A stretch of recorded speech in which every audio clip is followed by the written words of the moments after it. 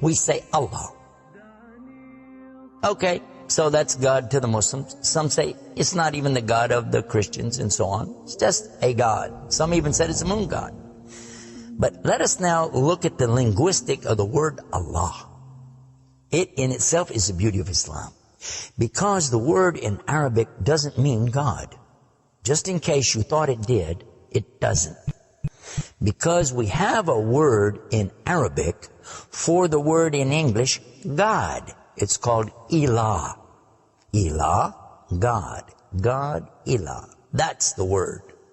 But when we speak about the one and only God, the one that's to be worshipped, the God of Adam, the God of Abraham, and the God of Moses, God of Jesus Christ, peace be upon him, and the God of Muhammad, peace be upon him, we're talking about essentially the only God that's worthy to be worshipped. No other God. Now, what would be the proof for this? I realize that we have a lot of detractors who will say, no, it's not true, I don't believe it.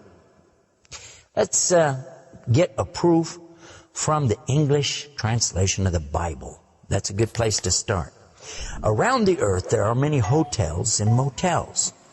And almost every one of them that you go to, there's a drawer beside the bed that when you open it up, you'll find a book in there and you'll take it out. Now, what is that book? And you already know the answer. It's the Bible.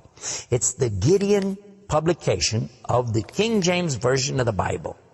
The Gideons are very proud of it because they've translated it into so many languages. If you'll turn a few pages right in the beginning, you'll find examples of the translation to Chinese and Korean and into Urdu, the language of Pakistan. You'll find it into Tamil. You'll find it translated into Afrikaans language, which happens to be the first. And the second language translated to is Arabiya, Arabic. And there is an example of each one of these languages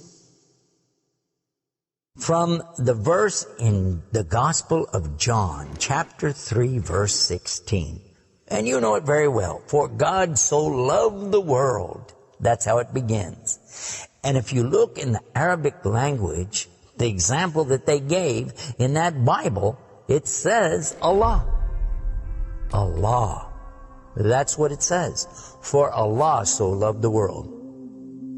So if it's not the same God, then why? All over the entire earth, everywhere I go, I find this exact same word being used in the Bible of the Christians. Now you might say, what about the Old Testament? Well, just in case you